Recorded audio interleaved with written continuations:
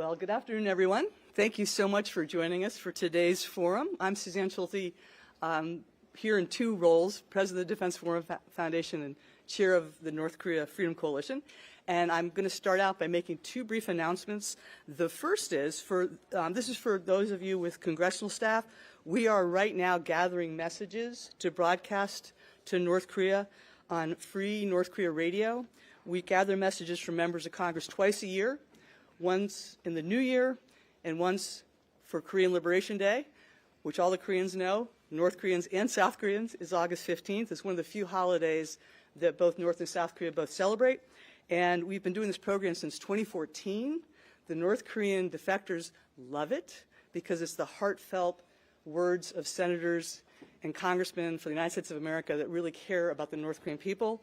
It really punches into the propaganda of the regime that tells them that we're their enemy and we hate them. So the defectors loved it so much that we have done it every year. And anybody with a congressional staff, Johnny's got a packet for you if you're interested in participating in this program. We've had widespread support from both Democrats and Republicans. There's a list of members that have participated, but I heartily encourage you to be a part of it if you'd like to join it, because we believe the truth will set them free, and Free North Korea Radio's motto is the truth will set them free. And then a second quick announcement for congressional staff. We will be organizing another congressional fact-finding mission to the Western Sahara, to the Sahrawi refugee camps. I noticed that Jonathan Halpern's here. He was on one of our trips from Deputy Chief of Staff for Congressman Sanford Bishop, and I know he really enjoyed it and found it very, very meaningful. But one of the things about Western Sahara and Korea is there's a lot of similarities. They're two divided countries where families are separated. They're one country separated by the DMZ. Western Sahara is separated by the Burn. The people that are living under Moroccan-occupied Western Sahara, the Sahrawis, make the top 10 list of the world's most persecuted people, just like the people living under the Kim Jong-un regime make the top 10 list of the world's most persecuted people. So I'm really honored to just highlight a VIP in the audience who is the Sahrawi Republic Ambassador, Maulud Saeed. So it's good to see you, Maulud. Now, for our program today, it's really a wonderful honor to introduce you to these amazing, brilliant young North Korean escapees who tasted freedom and have now dedicated their lives to bringing that same freedom to their homeland. They're absolutely brilliant, and I want to maximize the time that they're going to speak for you. So you should all have a cheat sheet so that you have their bios, that we have handed those out. Johnny handed those out for you so that you can know a little bit about them, because I want them to speak from their heart about what they want you to know about North Korea and what their ideas are for bringing about freedom in North Korea. You can tell from their bios, every one of them is dedicating their lives to preparing for when North Korea is free, to help build that nation, to build freedom and prosperity in North Korea. And then also, you have on the tables, there's little pieces of paper there. Those are for Q&A. Because what we're going to do is I'm going to introduce the order they will go in, and they will come one right after the other. So you get to hear from all of them. And then, if you have a question, you can write them down on a piece of paper and hand it up to me up here, and we'll have time for a Q&A. I know everybody's on a tight schedule, so I'm going to jump right in here now. And the first person you're going to hear from is a brilliant young man, Hyong Seung Lee. He'll be the first speaker. He is the host of this delegation. Right after Hyong Seung Lee, you'll hear from Ansuk Jang, and I got the chance to hear her speak Monday at the Captive Nations Summit. She did a wonderful job. Then you'll hear from Hyang Kim. I got to hear her Sunday at the North Korean Defectors Day. And then Jung Cha Lee will go right after them. And then you will go to Sung Jae Yang, and then Kang Kim, Jun Hyuk Hyun. And then we have two people that have to remain anonymous. They're going by the name Joe and Kevin will be the last two speakers, and then we'll open up for Q&A. So with that, I'm going to turn this program over to dear colleague Hyong Seung Lee. Thank you. Thank you, Susan, for hosting us, and it's truly an honor to present our group to you. And it's always our dream to share ideas with you, and then U.S. policymakers and the future policymakers. So thank you for having us and joining us today. My name is Hyong Seung Lee. I was born and raised in North Korea. I would say once I lived in the life most North Korean people never dreamed of. I was educated at elite schools in North Korea. I served in North Korean Special Force, and I graduated at Chinese college studying economics and international trade. After that, I worked for the North Korean the trading sector, foreign trading sector, which is closely tied to the regime's money and hard currency operations. By all that count, I was on the track to be a loyal servant of the regime. But everything changed after 2013, the unprecedented purge of Jang Song-taek, Kim Jong-un's uncle, and hundreds of officials. I realized that no one, not even a powerful person, was truly safe. The fear I had buried for years came to surface. I saw the inner workings of system built not on loyalty or public service, but on terror and betrayal. That was the moment I made the hardest decision of my life. I escaped. In late 2014, I left everything behind, my career, my friends, my hometown, to seek freedom. And after years of hiding and hardship, I arrived in the United States. But even here, I couldn't forget the people I left behind, or young escapees I met who felt lost, voiceless, disconnected from the world of leadership and diplomacy. That's why I established North Korean Young Leaders Assembly. People often ask me why this program. And my answer is simple, because freedom alone is not enough. Escaping a dictatorship gives you safety, but becoming leader gives you purpose. Let me tell you a story. A few years ago, young escapee joined our program. She had never been to Washington, never spoken to lawmakers, never imagined her story could matter. But on one quiet afternoon at the White House, she sat across from a U.S. policymaker, told him what it felt like to live in silence for 20 years. He didn't interrupt. He didn't look away. He listened. That moment changed her. She told me afterwards, for the first time, I didn't feel like a survivor. I feel like a citizen. That's what North Korean Young Leaders Assembly is about.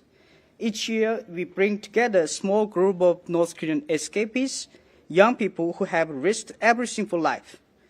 1 week in D.C. and New York, they met with policymakers, diplomats, human rights leaders, young change makers. They share their stories not just to remember the past, but to shape the future of free and unified Korea. Well, our mission is not political, it's human. We believe that former victims of dictatorship can become future defenders of free democracy. And if we build a peaceful future for the Korean Peninsula, we must invest in the voice who know both tyranny and freedom. That's what North Korean Young Leaders Assembly stands for. Before I conclude my speech, I'd like to offer one policy recommendations. That's my specialty. It's my specialty, sorry.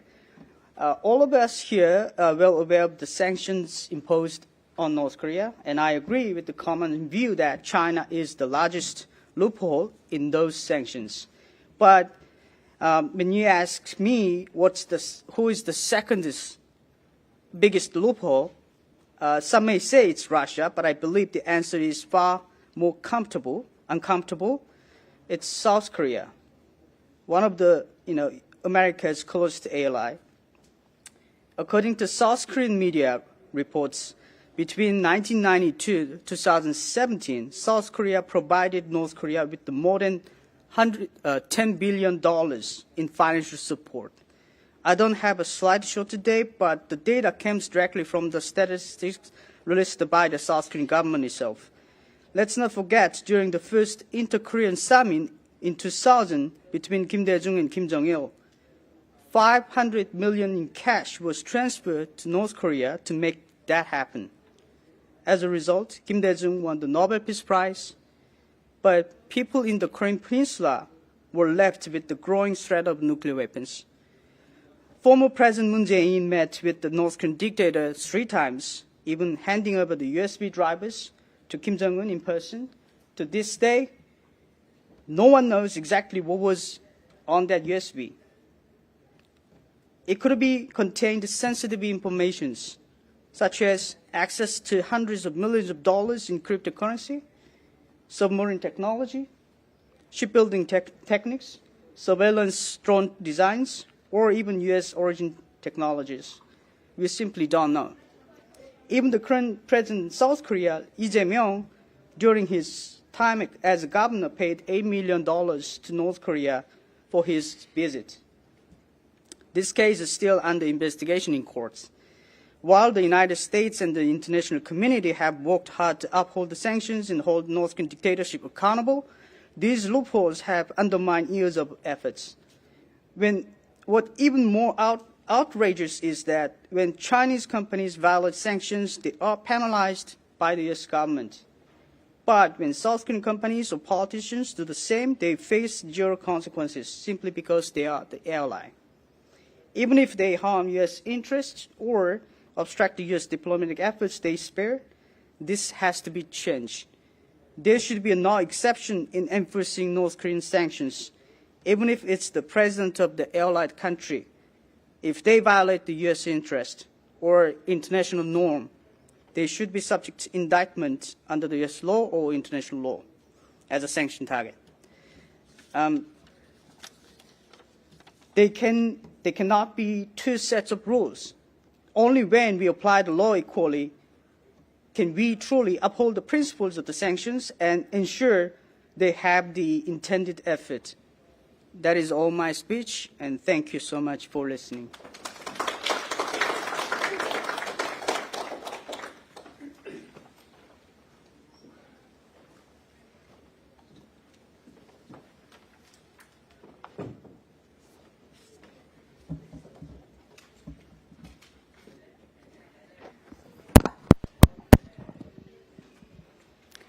Hello, everyone. Thank you. Thank you so much for coming here to hear our voices, and thank you for your heartfelt support for, North Korean people. And today, I just want to share and focus on gender-based violence inside of the North Korea and the situation in detention facilities inside of North Korea, because I experienced those things. This year marks 80 years of division on the Korean peninsula. But this is just not a number, but it represents decades of suffering for North Korean people, of loss of their human dignity and widespread of human rights abuses. So far, over 34,000 of North Korean defectors have settled in South Korea, but still 25 million of North Korean people reside inside of the North Korea under brutal dictatorship. I was born in Haesan, North Korea, and I lived in there age at 14. And Haesan is a small city, but it is known as a major smuggling hub because it located on the border with China. So people engaged in the smuggling to survive and treating it as an alternative business model. In North Korea, men are required to go to their state-assigned workplaces. If they don't, they face punishment. However, once women get married, they are no longer obligated to attend workplaces. This system led to a situation where women became more active in economic activities than men. After the Great Famine, late 1990s, the North Korea government stopped providing public food rations. Hence, women, they were pushed to become breadwinner in North Korea and taking responsibility for supporting their families. Since 99% of the North Korean trade markets, known as a Jangmadang, are run by women, and women had to negotiate with the officials, government officials, which is, of course, most of them were men. And it was common for women to be forced into sexual favors and bribery in order to continue their businesses. So while the Jangmadang increased the involvement for women in economic activities, but it also has increased their exposure to sexual abuses just to keep their business over there. My decision to defect in 2013 was driven by deep desire for freedom that I inspired by K-dramas and education opportunities and ability to choose my own future regardless my political background. Between 2012 and 2013, I tried to escape 3 times, and I was caught twice and spent several months in detention facilities, in various detention facilities, including the detention center in Yangon province and labor training camp. Since I was a minor and my father bribed the guard, I was spared from physical abuses, but I witnessed a harsh reality inside of the detention center. We were forced to remain in fixed posture, which is cross the leg all day, and if we moved, we were punished. Even a slight movement, such as stretching, was unacceptable. I was detained during the winter time. In Hasan, the winter temperatures average between -20 to 30 Celsius degree. In such condition, every time my cellmates returned from an investigation, their clothes were torn apart and their faces were brushed from the torture and beatings. When I was taken to investigation room, I saw only one thing, which was wooden stick. And I thought to myself at the moment, if I were an adult woman, if my father had not bribed the guard, what would happen to me? I don't even want to imagine. Since the outbreak of the COVID-19 pandemic, North Korea has strengthened its control inside of North Korea. And they made a stronger control over ideology by making exclusive regulations and punishment system. This implies that human rights abuses at detention facilities are extremely likely to have degraded. Consistent observation and investigation is necessary to specially and objectively assess the human rights in detention facilities. Thus, Korea these days, they try to project themselves as a normal state to the international community, and I believe that this gives us a small window, which is an opportunity to push North Korea to taking real human rights action. In this regard, I really appreciate the international communities and the U.S. government effort to solving this problem. Most crucially, I believe that Jangmadang generation, which is young generation like us in here, they are the catalyst for the change in North Korea.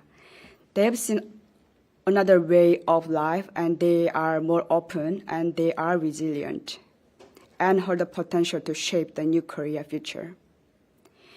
They represent an initial condition that can shape a new path. Hence, we should focus on the young generation inside and outside of North Korea, and we should collaborate with them. Thank you.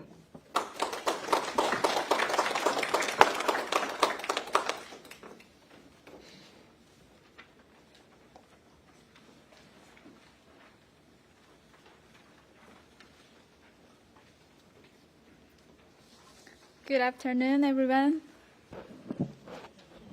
Thank you for joining us today, and thank you for giving opportunity to share my story. My name is Hyang Kim. I escaped from North Korea in 2012 when I was 19. Now I am in the States pursuing my master's degree as a Fulbright scholar. And today I want to share my story with you to escape from a hopeless country. When I was in elementary school, I had a dream to be a novelist for the first time.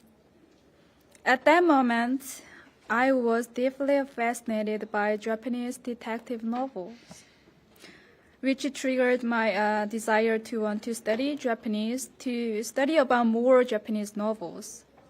For this reason, I decided to go to language school at the middle school level, but I couldn't. I couldn't continue my education even though I was always ranked number 1 in the class because my family couldn't afford for the bride for my admission for the school.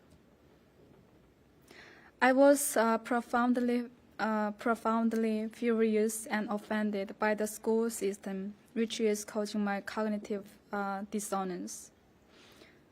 This was the first time that I realized the truth is in disparity with what I experienced and what I have been taught.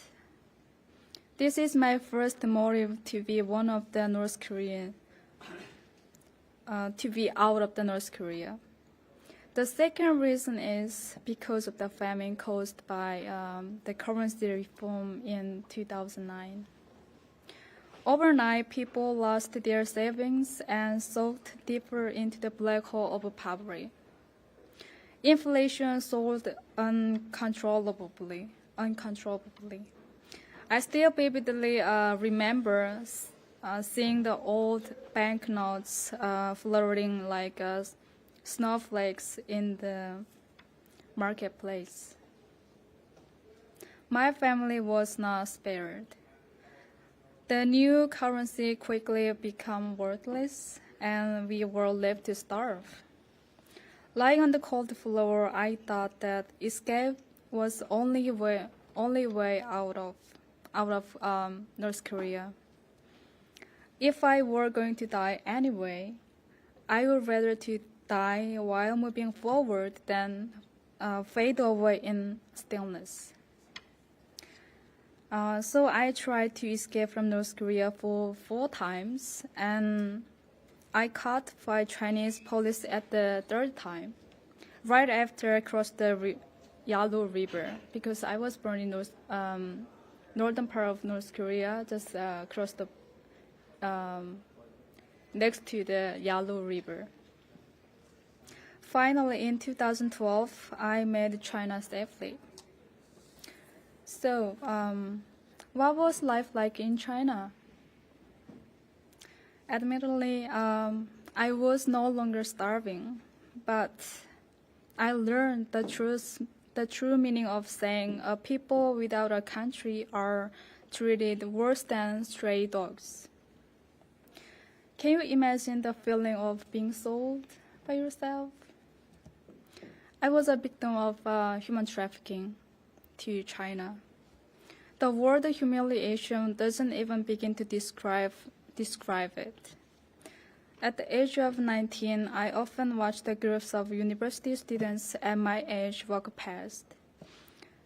I could endure the jealousy, but what broke me was hearing people joke without shame about how some bachelors in their village had brought a North Korean bride for a certain price. They laughed as they told stories of women who were beaten for trying to escape, or how the woman's leg was broken so she could never learn a way again. Each story felt like a warning to me. Try it, and you will suffer the same. I couldn't speak up, and I couldn't fight back. and the shame of my powerlessness often left me sobbing into my pillow until sleep took over. Even when I gave birth to a beautiful baby, I felt more trapped than ever. I had no safe place for my child, no protection to offer, because I was completely black people there. My son was also black as me. Today I stand firm and grow stronger thanks to unwavering support of countless people who believed in me. But I have not forgotten the 13-year-old girl I once was.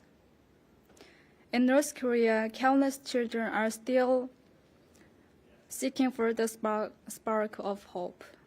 In China, more than 10,000 North Korean women remain trapped in the human rights abuse disguised as family. In 2017,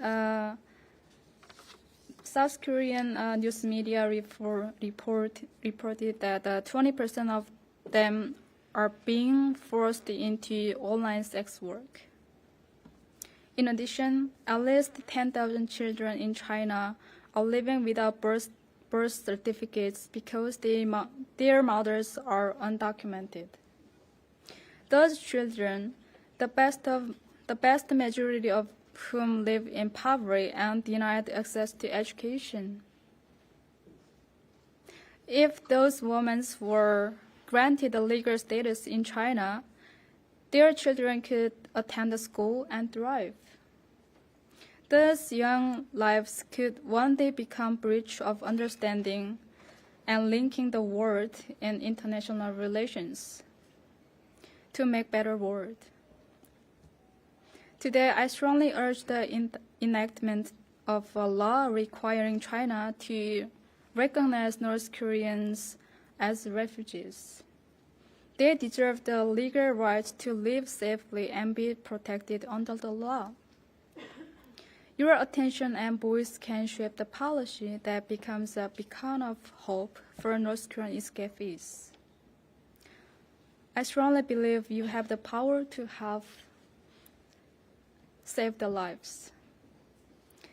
Until the day they find the freedom and reclaim their dignity, please stand with them. Thank you for listening.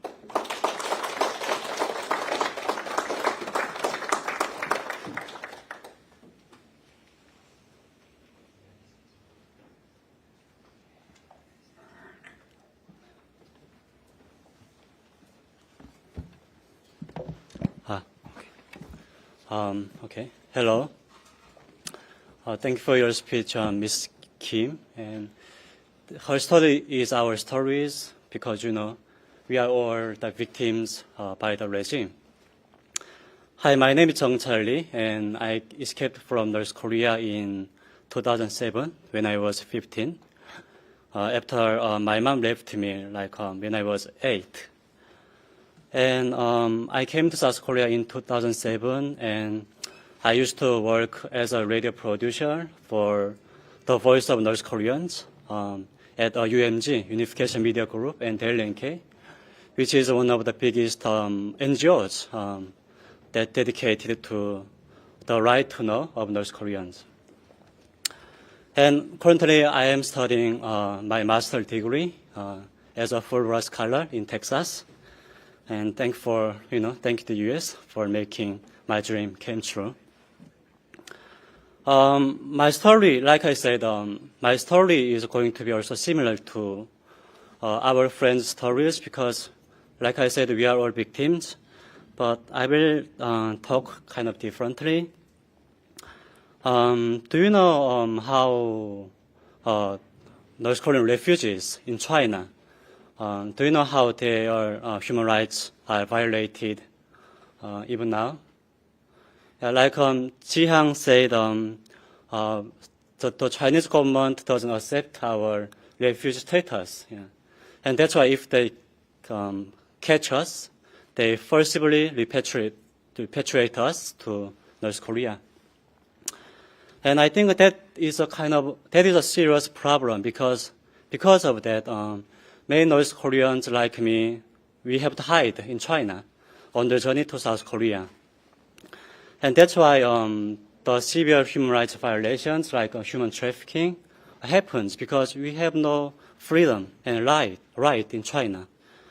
If we are, even though we are violated when it comes to human rights, we cannot report to police because, they also catch us. So when I was working as a radio producer, I also interviewed some North Korean refugees in South Korea. And she was also sold to a Chinese guy once by a broker because the broker lied to her, I will get you to South Korea, but no, he sold her to Chinese guy family. But the thing is that the broker reported her to the police again. And when she ran away from her, the former Chinese guy house, he catched her again and sold her again to make more money. And which is, I think, tragedy. And also, I also interviewed a guy from North Korea, and he's also was in China, and his human rights were also violated severely because he and his mother actually worked for Chinese house, but the Chinese husband beat his mother, and he as a son he wanna fight against the guy, but he couldn't because if we could fight against him, maybe he also will report him to the police. And this kind of human rights violations is still ongoing in China. And my family was not exception. When we were in China in around 2007, our broker also threatened us. Hey, you should give me more money to help you to go to South Korea. But we didn't have money, because we got nothing from North Korea, because many North Korean refugees, they couldn't bring a picture of their families. And he threatened us if you don't give money more, I will report to you.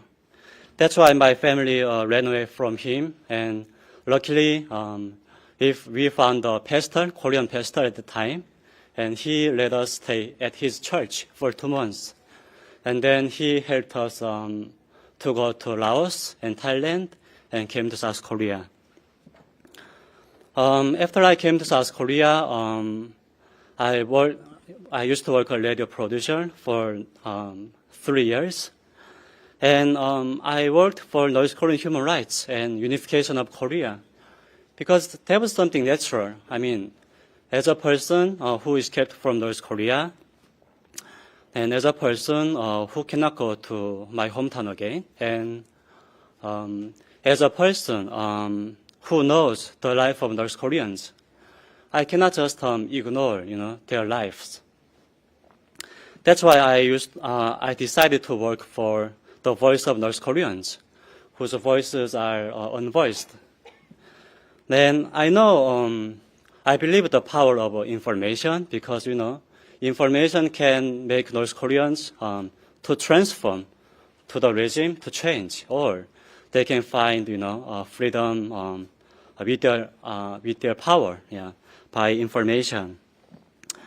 And this is true because the North Korean regime also fears the power of information. Because they know if people have access to the information, they know the people will think the regime has been lying to them, North Korea is paradise on earth, but which was not, It was actually close to hell, I think. It's my opinion. Then, for example, in 2020, North Korea enacted the law on the elimination of reactionary thought and culture. This means they try to control the consumption of freedom or foreign content by North Koreans. They have to crack down. And in 2021, North Korean regime also enacted the law on guaranteeing youth education. Sounds like they want to help educate North Koreans, right? But it's not. They also try to control the consumption of young people in North Korea. Do you know why young North Koreans, they are more likely to consume foreign information? Yeah, they are young. Yeah, they are young. Like American founding fathers, or when they wrote the draft of declaration, they were like 19 or 20, right? And also North Koreans, the young North Koreans, they got nothing from the regime. For example, I was born in 1992 when the Great Famine, so-called Algiers March, happened in the early 1990s and ended in the early 2000s, but I think it's still ongoing, given the situation. Anyway, and because they got nothing from the regime since the public, the PDS, public distribution system didn't work, they have no reason to be loyal to the regime. Yeah, that's why they are more like, hey, okay, why don't we consume like the information from China and South Korea? Why not? And I also, when I was in North Korea, I also watched South Korean dramas and Chinese dramas through kind of smuggling from China. And because of the foreign information, I already knew even China and South Korea, they are better than North Korea when it comes to living. I thought at least if I go to China, I don't have to worry about my hunger. Yeah, and that's why after my mom contacted me after 7 years, when she asked me, why don't we live in China together again? And I said yes, yeah, because in North Korea, there is no reason to stay. Yeah. And lastly, I want to say something shortly. A lot of North Korean human rights organizations in South Korea, they work for North Korean human rights. And thankfully, they got funded from the US, like NED and USAID. I don't want to go deep into that issue, but what I want to say is that thanks to the help of the US, thanks to the legacy of the US that has been working for the freedom of the world, a lot of North Koreans, their voice could be heard to people.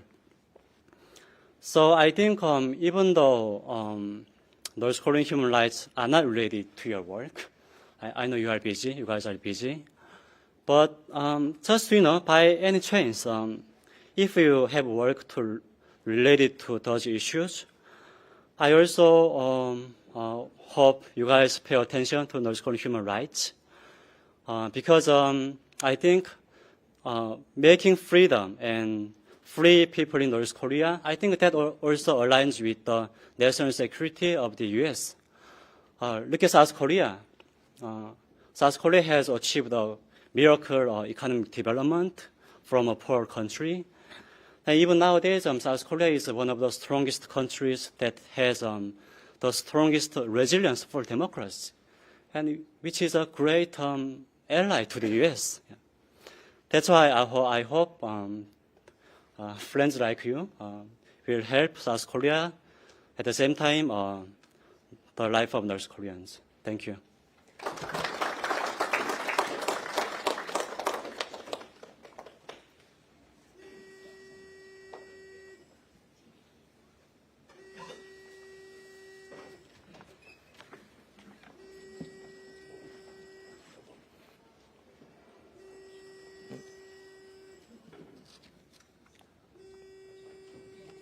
Is it okay? Yeah.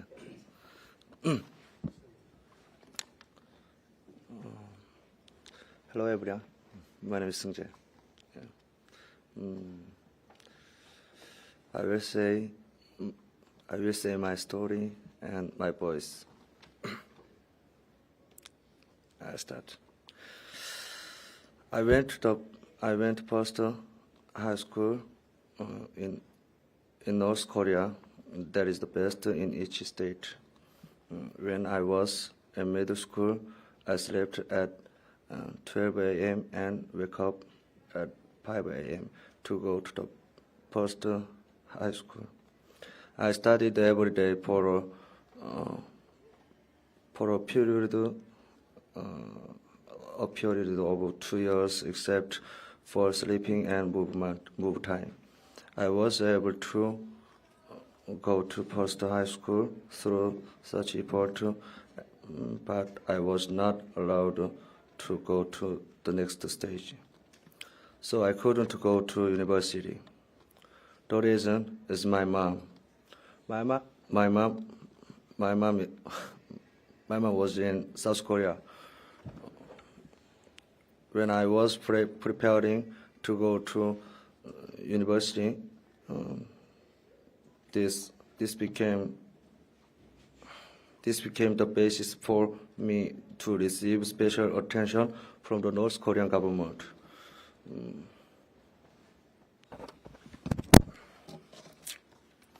North Korea is preparing people. North Korea is preventing people who have the potential to rebel against the system from entering society or power through the crime of association.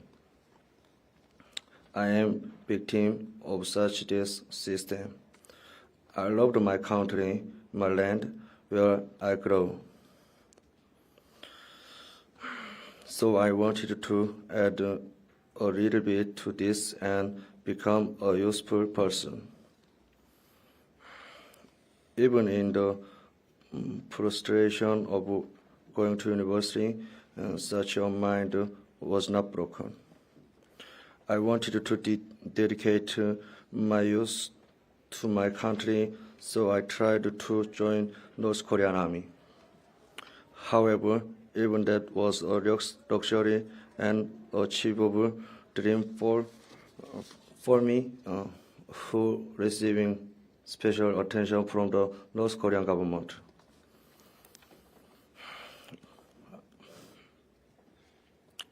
I realized that at that moment I was useless to this country now or from the beginning. The special interest in me was to give me. I was just a surplus person there. I dedicated to give up. I decided to give up the North Korea that given me and came to South Korea. In the end, I am going to university and studying. I do everything for myself here. My effort that the country refused to do it will be used for my individual and my future. What I hope is that because of the crime of sedition, I can't even realize my dream. In the end, those things that end up wasting life no longer happen in my hometown, my land. In the past, the Korea asked the United States, the free country, to protect itself from Japan, but United States has already signed a gasrotect agreement with Japan. The United States promised to take the Philippines and Japan to take South Korea. No, just Korea. So the United States didn't help the Korea, a small country. I have learned from history that great powers do not care about the interest of the weaker countries and do not do anything that does not serve them. And great powers didn't give up their interest for the weaker countries. Despite despite knowing it, I'm obscurely begging you, please do not stop helping them. You struggle to protect the people in my land and from the dictator of North Korea. The United States, as a leader of the free world, should not turn a blind eye to the weaker who struggle for freedom. Oh, sorry.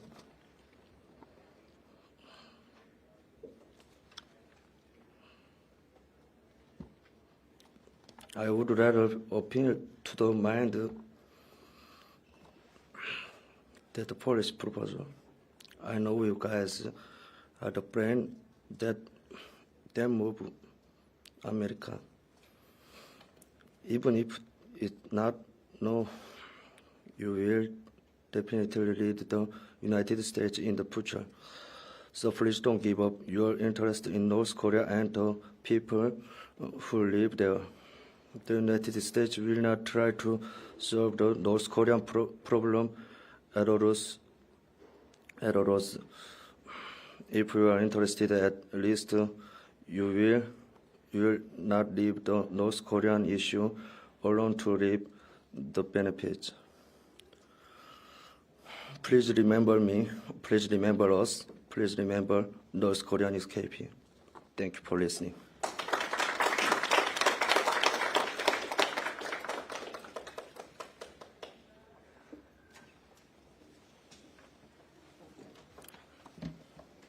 Hello, everyone.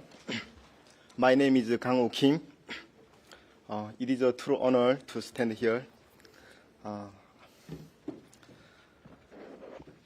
I'm not just a North Korean defector. I'm standing here as a voice for millions of people still trapped under one of the most oppressive regimes in the world.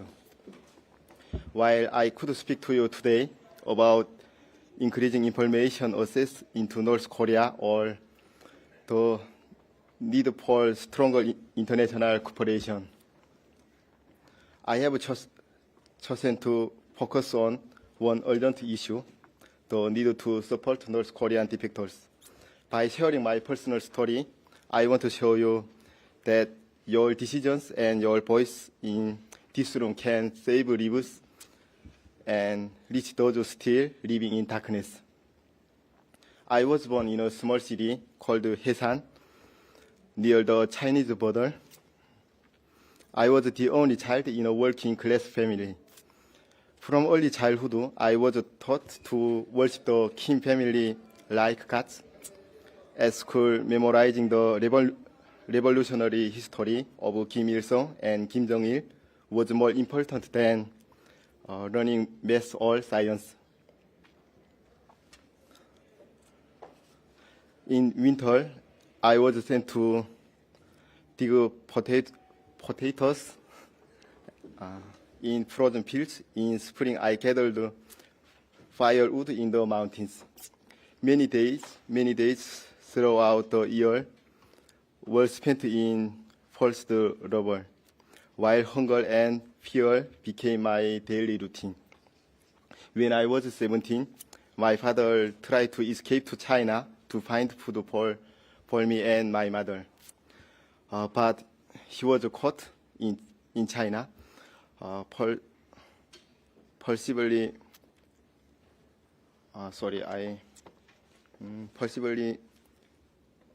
repatriated and brutally beaten in a North Korean prison, so he died there. I still remember working for 5 days with my uncle to reach the small mountain train station where his body had been returned. My father, his body frozen, swollen from the beatings, was the most heartbreaking proof of the regime's cruelty. As we dug a grave in the frozen ground, I asked myself, what kind of country cannot even feed its people?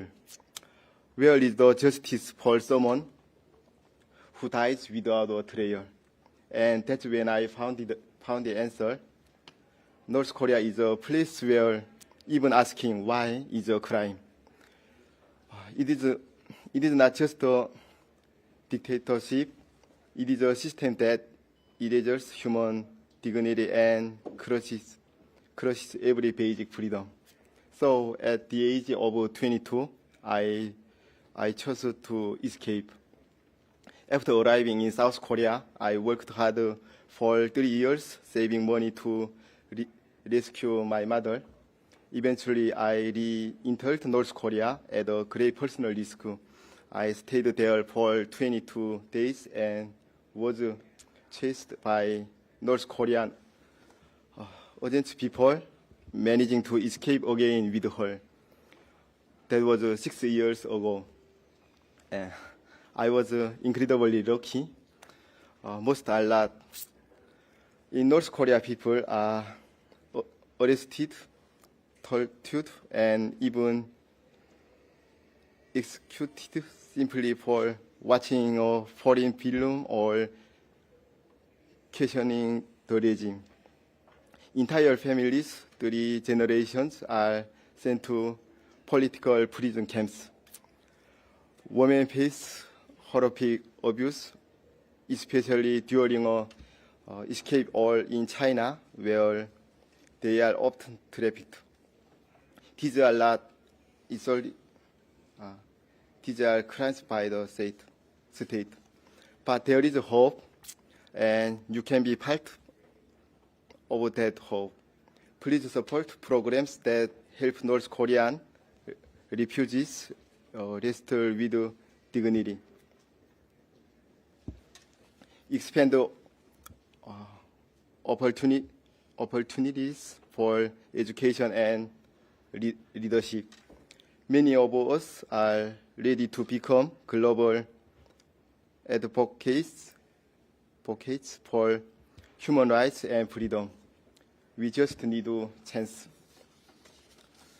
Back then, I risked my life to escape North Korea, driven by a deep hunger to learn and desperate desire for freedom. Today I am finally able to study freely, just as I once dreamed. And now I stand here before you at the United States Congress. But in North Korea, there are still countless young people, just like I once was, longing to learn, longing to live, and waiting for their chance. The issue of North Korean human rights is not a distant, abstract problem. It is directly connected to peace and stability on the Korean Peninsula and to global security. If we remain silent, we are complicit. But if we act through policy, founding, and diplomacy, real change is possible. Thank you for your attention. Thank you.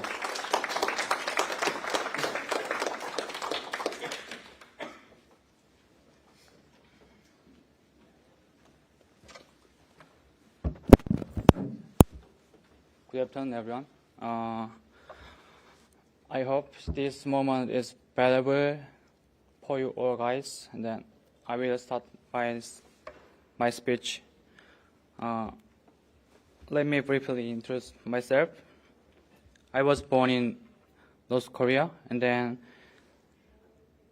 after finishing high school there, I escaped with my family in 2013. Now I live in South Korea and then studying at Kookmin University's Graduate School of Legal Affairs. My research focuses on how we can respond to legal problems that may happen after Korean unification. Today, I'd like to share one important policy suggestion that is must prepare in advance for the legal and economic problems that will come when South and North Korea try to combine their economic systems. Many people believe that once unification happens, the two markets will work together naturally, but I don't agree with it. When capitalism and a planned economy suddenly meet, big confusion and serious problems can happen.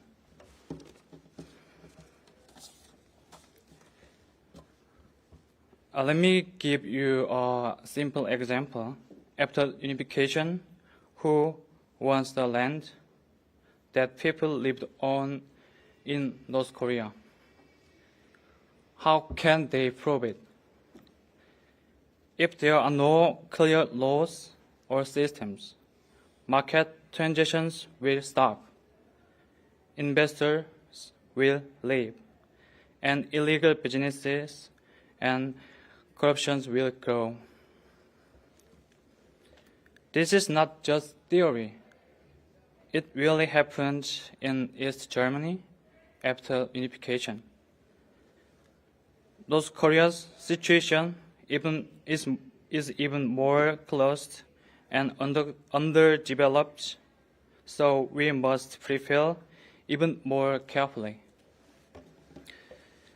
So, what kind of preparations do we need? First, we need to design basic economic laws, such as contract law, property rights, company laws, and labor law.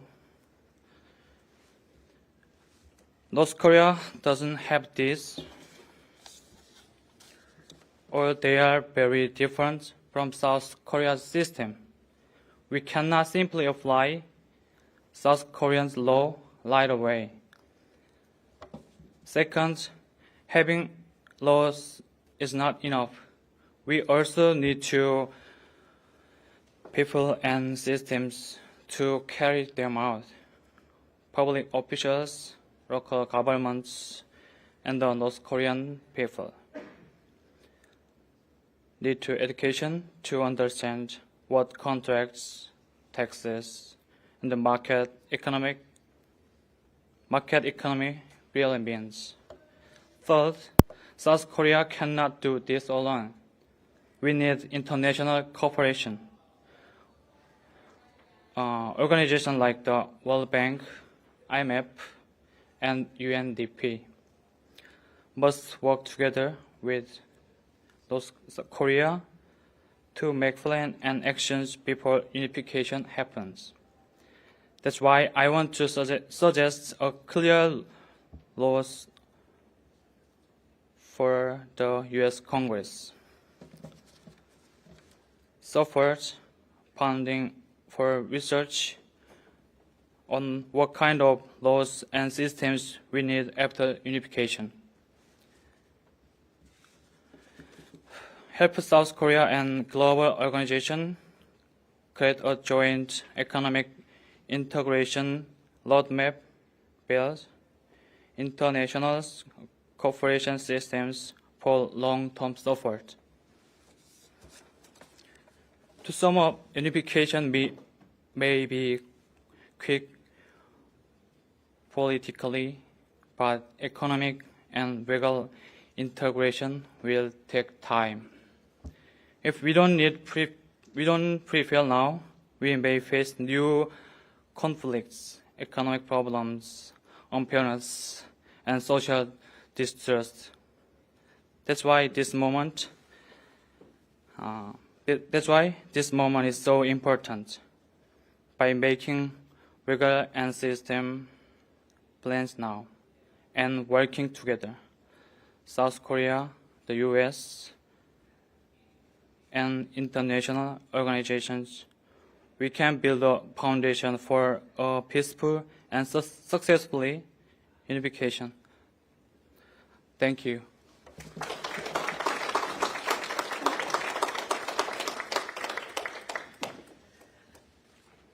Wow. Well, thank you.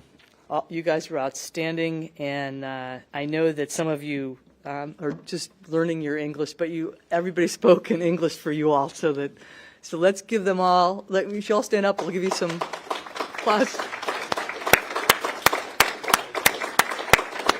Now we're gonna open up for some Q&A, and this is how we're gonna do it. But I'm gonna have Johnny come up, and I've got some questions here that they want to ask. So Johnny's going to do the questions in Korean so that any one of them that want to take the questions, then Hyung will direct whoever wants to answer them. The first question is about the information flow. They want to know, is there any contact since they had access to outside information, were exposed to outside information? What's the situation now? Has the regime been able to completely isolate the North Korean people, which has been obviously the goal since COVID for Kim Jong-un to seal the border, and the current South Korean government isn't helping, but that's the first question. So, Johnny, if you want to ask that, just say it in Korean, and if anybody wants to, so it's clear what we're asking. 첫 번째 질문은 이제 외부 정보 유입에 대해서 질문을 드리겠습니다. 현재 북한의 내부 상황을 보면은 외부 정보가 많이 들어가서 김정은 정권이 존재하지만 많은 사람들이 외부 정보에 관심을 가지고 조금 더 알아가고 싶어하는 그런 분위기인 것 같은데 외부 정보 유입으로 인해서 현재 북한 내부에 어떤 변화가 있었는지에 대해서 궁금합니다. Don't be shy. Anybody who's familiar with our people, are they able to contact people inside like they used to? So thank you again. You can speak in English fine, right? Yes, Okay. yes. Okay, yeah.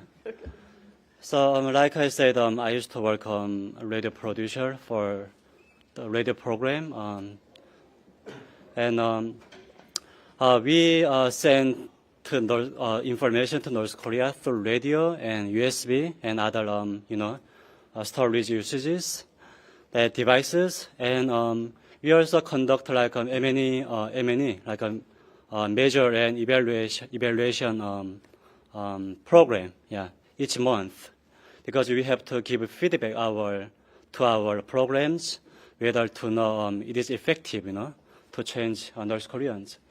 And luckily, we have the networking in China and in North Korea, and when people they are exposed to the information, we could see kind of slightly their thought is changing, because when they have access to a new information, they think like they wonder at first because they never know about that kind of information, and then they begin to think, okay, what is that?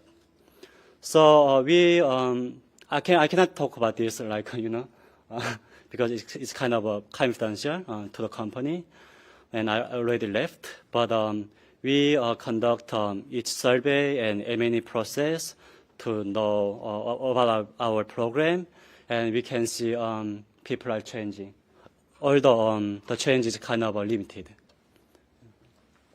Thank you. Does anybody else want to comment on that? Have any of them been able to be in touch with people inside North Korea, other than being threatened?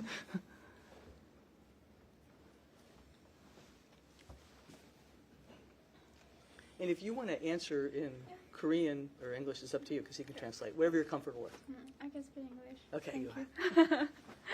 I have a friend. She is working with North Korean. She's kind of a broker here in South Korea, not here.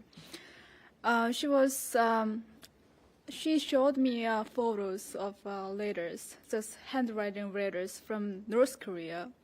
She first just giving some information, and she is also North Korean defector, and she gives some information about South Korea, how I live in South Korea after I defected. She graduated college, and she is a journalist right now. and she is also a writer, and she just gives some like information little by little, and then at the first time she said that they didn't believe it. They didn't believe, oh, that cannot be true like this. You are lying. You are lying to me. You want to controlling me, right? Like this. But after like a few months later, the person receiving like information is gradually changed. Like, and then she wrote like handwriting letters.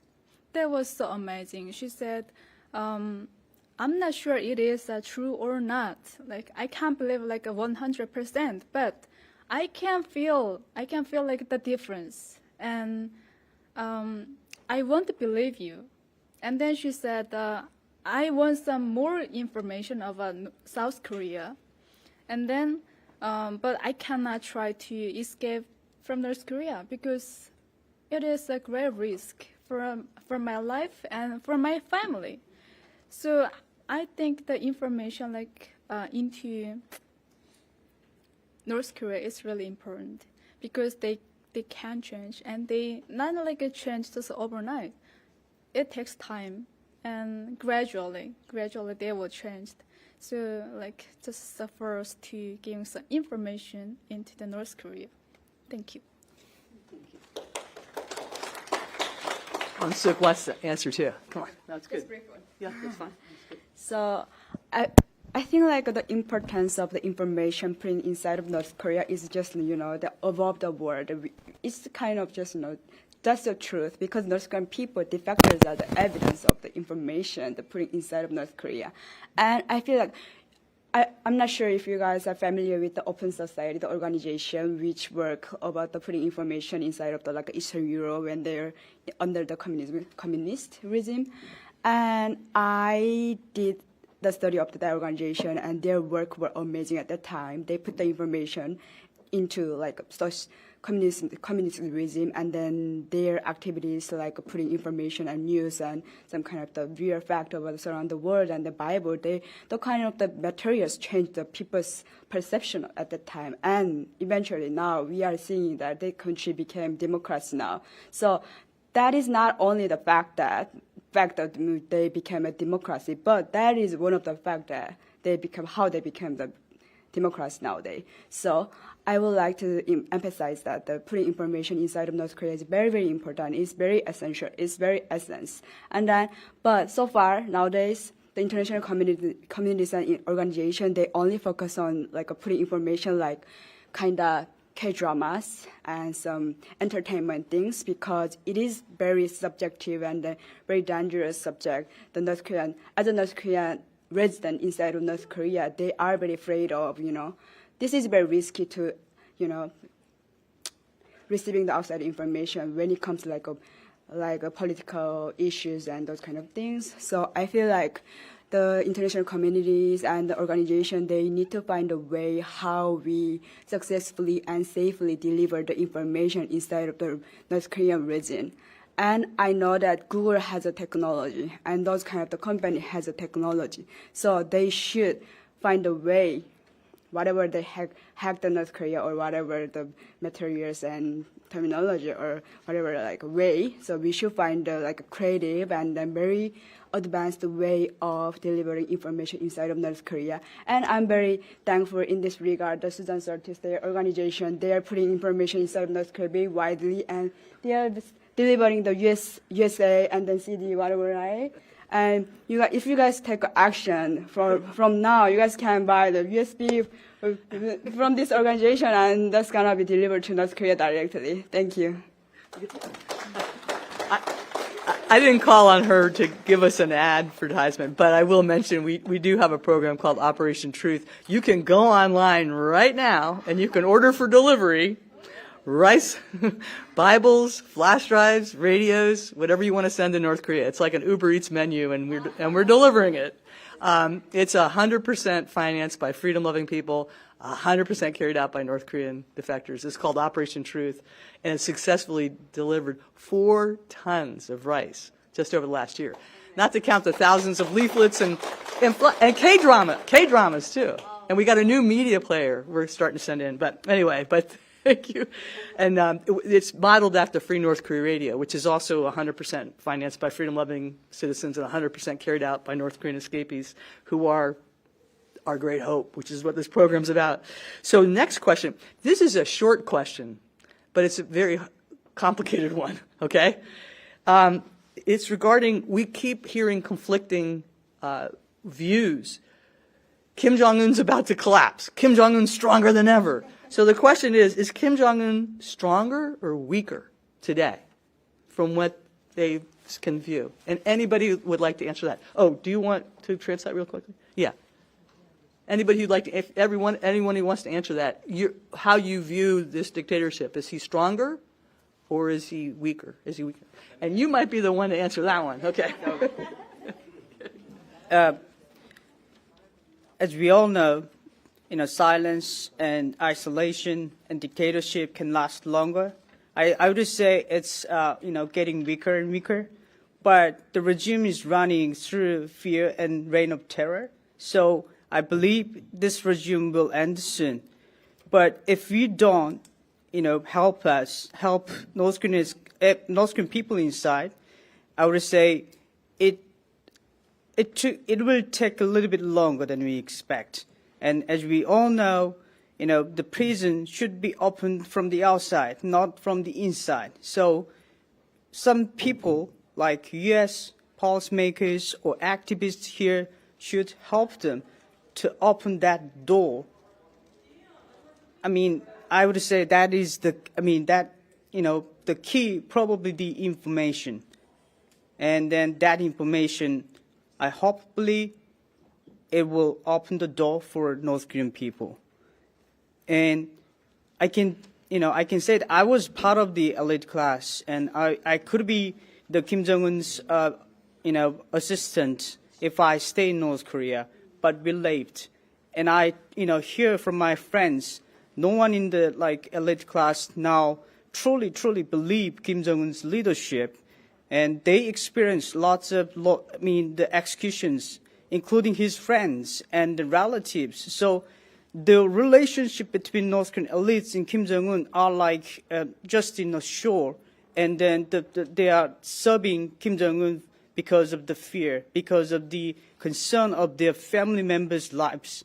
So, if we really give some tips or help, I think most North Korean people will turn against the dictatorship, and they want to find the freedom for themselves.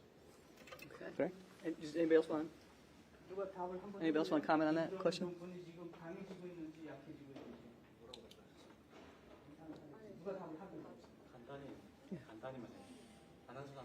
Anybody else? Okay. Okay, the next question is about the current situation regarding the refugees in China. We know out in the free world that that most of the people who are escaping now have been in China for some time. People are getting out of North Korea, but refugees in China and the people's ability to escape. And I know that we have a very brave woman in the audience whose niece got repatriated in that large group that was sent back in October a couple years ago. So comments on the refugees' ability to escape and the refugees in China. Anybody who'd like to answer that question?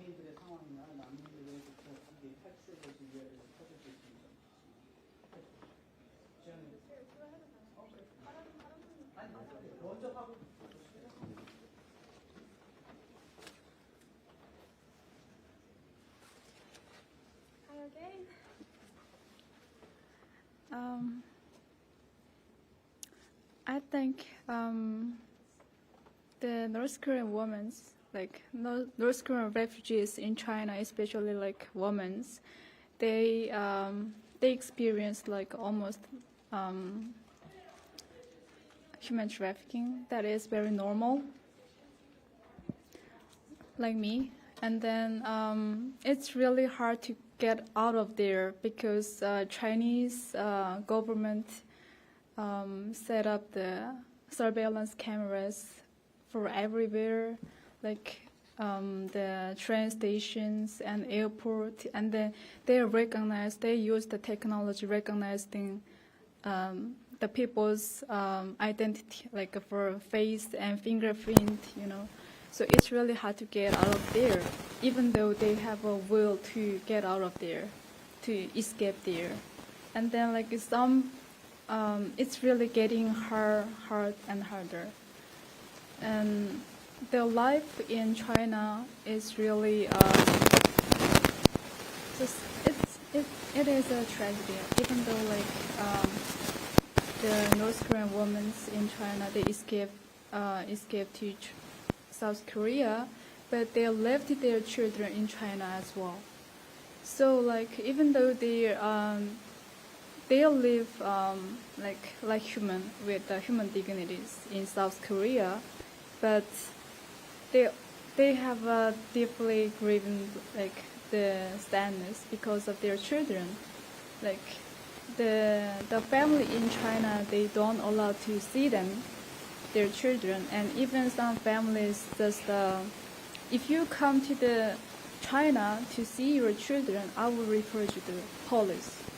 So they can't see the children, and then the children also cannot meet their mom. You know, that is a tragedy. So, like, I have friends. She was also lived in China for many years, and then she escaped without children.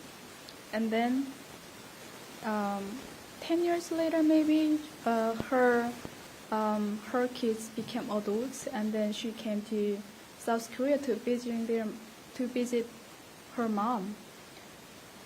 And once they met, they can't communicate because her mom left China 10 years ago, and then so she already forgot Chinese a lot.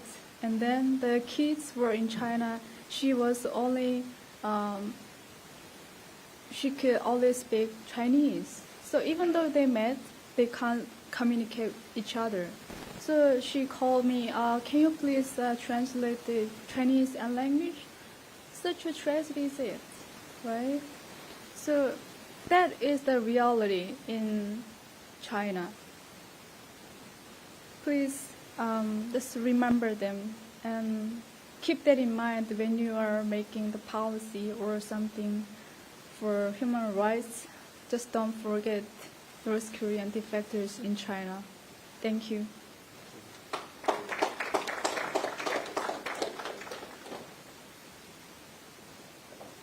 I just want to briefly state that, as we all know, China is a very big country around the world, and they are growing, and they are trying to, try to read the country. But if they really want to be a model of the country in the world, and they want to be a leader in the world, they should take a responsibility on the human rights issues. They should stop the repatriating the North Korean defectors, which is very tragic, as we saw, like selling the people, selling women, and then sending back to North Korea, even though they know that they're gonna be die or in the prison camp they're gonna capture. What kind of the country of the leader around the world who wants to be lead the world of doing that? Those kind of the inhumane treatment to human. So I would like to just emphasize that one. Yes, thank you. Yeah, we have an event we do every year called Save North Korean Refugees Day, and we do it in September 24th, because that is the date that China signed the Refugee Convention, which obligates it not to repatriate anyone. And they violate that every time. But I think that the attention that people raising awareness about what's happening to the refugees is the reason why the last large repatriation happened on October 9th, 2003, because everybody was fixated on Hamas and Gaza and what happened in Israel. So I think the Chinese did that, that's when your niece got repatriated in the dead of night, because it was the largest repatriation. And I think it's because the Chinese knew they know what they're doing is evil.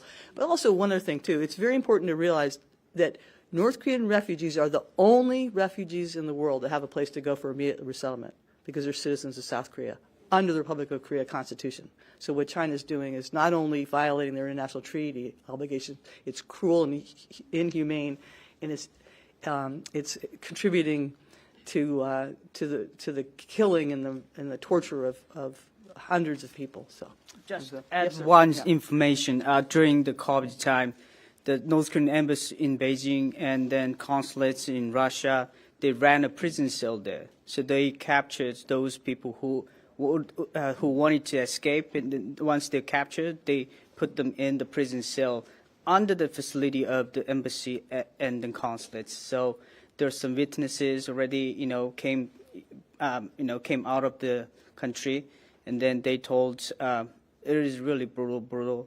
The like interrogations and beatings, and those people who spend like those prison cells for more than 2 years, and they almost stay in a malnutrition because they not get fit enough. So I just want to share this information. And then another question about the current situation in South Korea. We all knew about the election that happened on June 3rd. We know that there was a president that was very, very supportive of the North Korean defector community. How do you view what's going to happen with the Lee administration? And that's open to anybody who wants to make a comment on that, because that's something that's, I know we just had North Korea Freedom Week, and a lot of the defectors are really worried about what's going to happen to the North Korean human rights movement in South Korea. So if anybody wants to comment on the current Lee Jae-myung administration.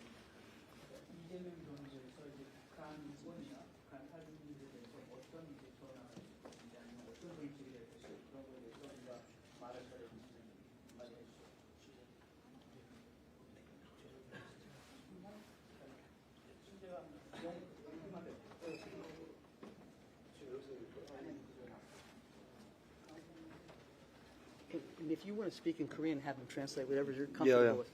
I speak Korean. Okay. 예. 아마 이재명 정권에서는 이제 북한과 만약에 대화를 하고 싶어 한다면 웬만하면 탈북민이라는 그 단어 자체를 언급하고 싶어 하지 않을 겁니다. 그래서 그리고 탈북민들이 나서서 뭔가를 하려고 하는 것 자체도 원하지 않을 거고요. 그러니까 기존에 있던 정책들이나 이런 것들은 웬만하면 유지할 수도 있다라고 저는 생각을 합니다. 일단 여기까지 먼저. 정책 유지면 민주당 정책 유지 말씀. 아니요, 기존에 일단 탈북민에 관한 정책들이요. 국가 정부에서 이어져오는 걸 유지한다. 예, 뭐 기존부터 쭉 이어왔던 거든 좋고. So first of all, if the Lee Jae-myung administration were to pursue a conversation or any kind of summit with the North Korea, it is highly likely that the Lee administration will refrain from mentioning the terminology indicating North Korean escapees or North Korean defectors because they don't want to get controversial. Also, at the same time, perhaps the administration might discourage North Korean defectors in South Korea from leading any kind of movement or any kind of activities in South Korea as well. So right now, it is highly likely that the Lee Jae-myung administration might just try to maintain the previous North Korean policy carried out by the previous administration for now.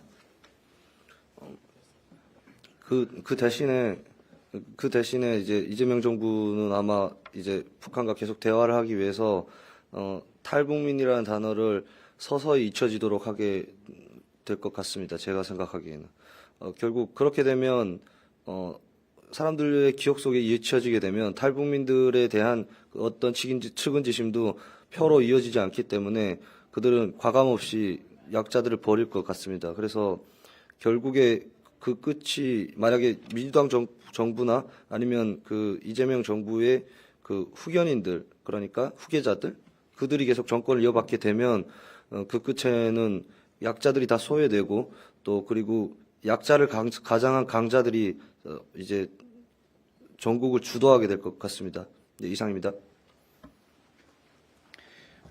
Also, understanding that the Lee Jae-myung administration will continue to, again, pursue conversation with North Korea, the chances are that the Lee administration might try to eradicate the term North Korean defectors or escapees in any kind of public discourse in South Korea, because they want to gradually eradicate that terminology in South Korea to ensure that many perhaps South Korean citizens would not have any kind of sympathy, because when you not talk about them, it is obviously that many people stop thinking about the situations of North Korean defectors or North Koreans, but in reality, this could be perceived as abandoning the weak in the public society. However, the Lee administration will continue to ostracize these North Korean defectors who are the weak in the society by pushing them aside.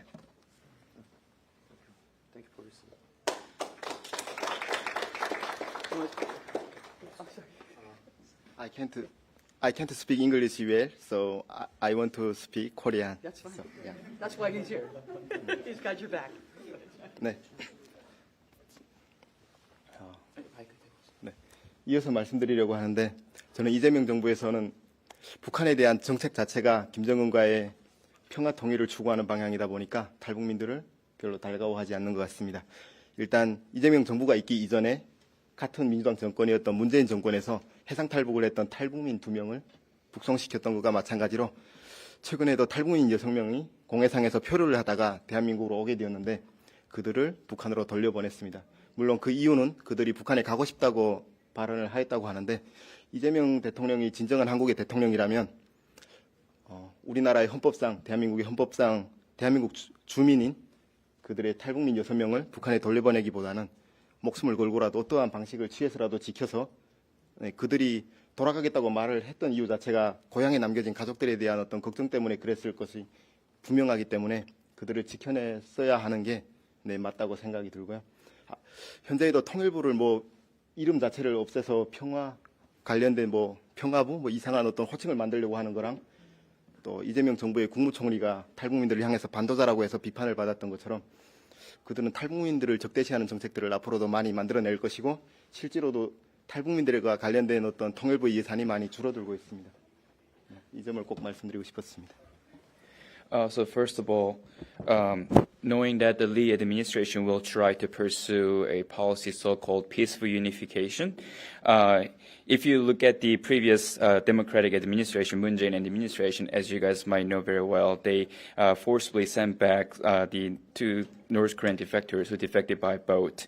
And a couple of weeks ago, news came out that about 6 North Korean escapees arrived in South Korea. Although it was accidental and although they stated that these defectors wanted to go back to North Korea.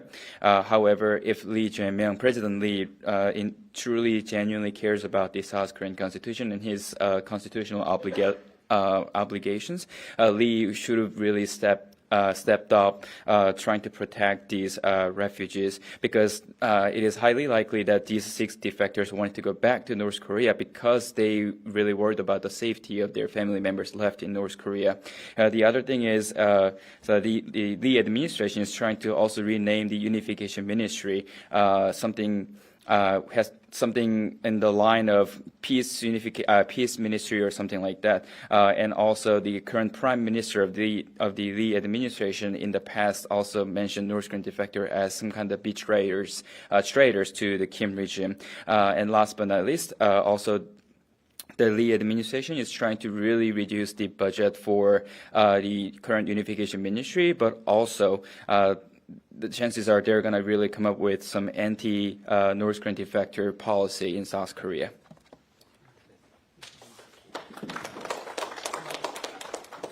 Chinese drone. No, just kidding. So after the Moon Jae-in, after the new president in South Korea placed, and I just, I got an idea after that, and I published that idea on the Immigration Institute, and I just want to share that article with you guys briefly. And that article was about a third-born countries, born in China, and those children a legal state in South Korea and in China, because they are not the third-born country children, North Korean defectors, third-born country children, they do not recognize as a North Korean defector in South Korea.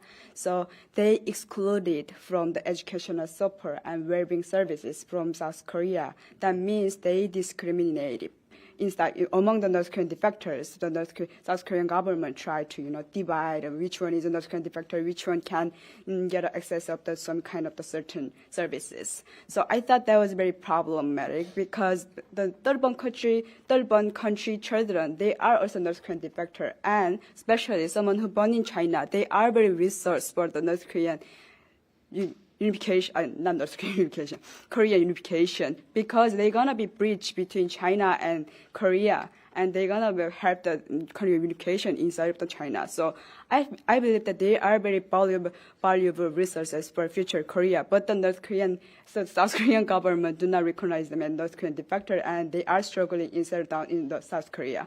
So this is very tragedy. So I address that the South Korean government should adopt them as a North Korean defector and provide more regular, support and any kind of the support. But because of the uncertainty of the future of the North Korean defectors policy, because of this new regime, they are not favorable for the North Korean human rights issues. So I'm concerned about that. Their futures in South Korea as well. But the good part is the previous government, they passed the law toward the third world country children, their educational support.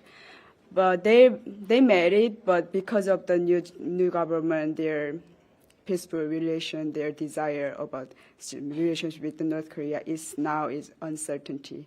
So we should look at that and what kind of action they're gonna take, and then we should push they would really take the action about this new law.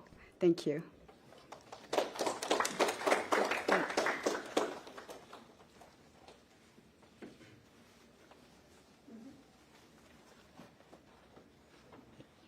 Yeah, as you can see, a lot of people, they are concerned about the new administration when it comes to North Korean human rights.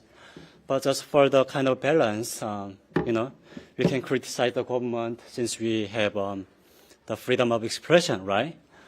Some North Koreans, recently 6 people, they were repatriated back to North Korea, and they said they wanted to go, back. Yeah, by the media, and also, a lot of people were repatriated during the liberal government, but between the former conservative government, like Park Geun-hye and Lee Jae-myung, people out of 202 people who were rescued on the sea, and 139 people also were repatriated. So this kind of information, of course, we can say it is true, the conservative government is more favorable to North Korean human rights, but also the liberal government has a role, because last government, they also included separated family issues to North Korean human rights. The family were separated during the Korean War. But the thing is that during the administration, no family could meet each other. Yeah, their families in North Korea. But the family reunion events, the 90% of the events, that happened during the liberal administration. Yeah, because they tried to engage more with North Korea. So I can say I'm not just praising the liberal government, or I'm not criticizing the conservative government. But what I want to say is that each government has its role, yeah, in terms of developing the life of North Koreans, and in terms of helping North Korean human rights. So since we have the freedom of expression, we should pay attention to this new government and to make more work for North Korean human rights. Yeah. So those are all. Oh, one more quick question, and I know the Colonel wants to say a few words. Yes. So we all know agree to disagree, and that's why we love this group, and we have different opinions and different ideas, but everybody has a heart to, for the North Korean people. So I hope you guys understand. Yeah, this is kind of a joke, but I was emailing with Otto Warmbier's mom a couple days ago about this big conference coming up in October, and she was asking about the South Korean government, whether she should go. And I said, I don't know. I have, for me, it's either they want to give me an award or they want to put me in jail. I just like, and I'm not kidding. Anyway, that's all the questions that we had. I know Colonel Maxwell wanted to make a comment, and since I'm an Army mom, I've got to have this Army colonel come say a few words. So, Colonel Maxwell, a dear friend and colleague. So I was thinking for the Uber Eats menu. Yes, sir. Yeah. We We're need always adding. I wanted a category though to add for your bail money after sir. they arrest you, so we can bail you out.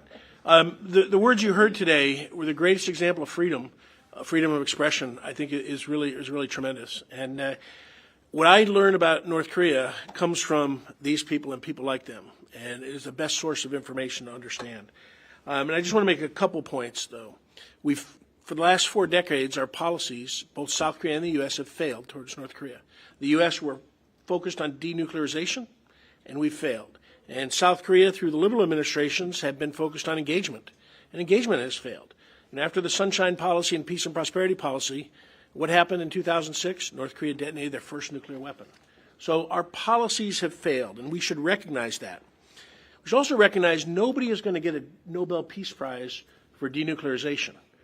But you will win a Nobel Peace Prize if you free the Korean people in the North and achieve unification, a free and unified Korea. That's where the Nobel Peace Prize will come. We need a new strategy. I call it the 2+3 strategy. We need to prevent war, number one. We need to strangle the North Korean regime. And then we need 3 solid pillars of human rights up front approach, a sophisticated information program to get information into North Korea, and we need to pursue a free and unified Korea. Let me just say this. In terms of the strength of Kim Jong-un, it is a paradox. He is getting stronger every day from his support to Russia and support from China, yet the regime is brittle. And one thing we should remember is that, answer this question, who is Kim Jong-un more afraid of?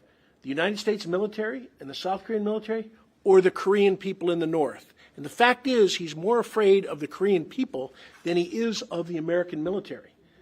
That is why information is so important. From a human rights perspective, we should remember one thing. Article 21 of the Universal Declaration of Human Rights says that all people have the right to self-determination of government. The Korean people in the South just exercised self-determination. Like it or not, whoever they elected, they had the freedom to elect the president of their choice. The Korean people in the North have never had that right. And that is why I would end with these 12 words. 12 words to think about the future. Unification first, then denuclearization, and the path to unification is through human rights. Please remember those words. Thank you. Okay, so this is what we're going to do next. I want to do a photo with all of them and all of you that would like to be in it. And we did have a couple people that weren't able to speak because of concerns about their safety, because we're recording this and live streaming it. That is the difficulty if you've escaped from North Korea. The suffering and the torment that is ongoing if you have family members that are still there that will be disappeared if they find out that they spoke out. So they had to weren't able to speak publicly. But I want to thank all of you for being here to hear from these amazing, brilliant young people that are North Korea's future. And just a reminder, if you work for a member of Congress, we are gathering Korean Liberation Day messages. And if you're interested in our trip that we're going to do the refugee camps of the Western Sahara, Sahara refugee camps later on this fall, let me know. You guys have my contact information.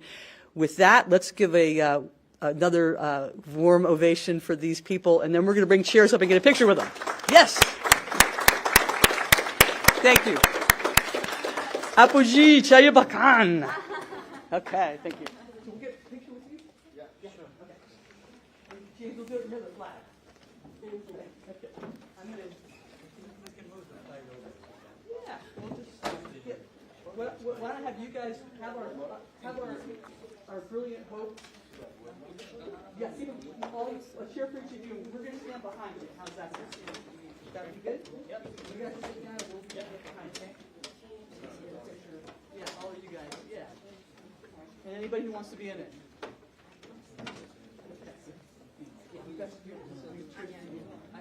Yeah,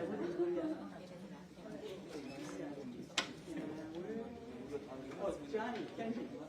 Please show solidarity. Freedom in North Korea. Yeah, all our delegates, beautiful. Yeah, there we go. Okay, anybody wants to get a picture? The delegation in front?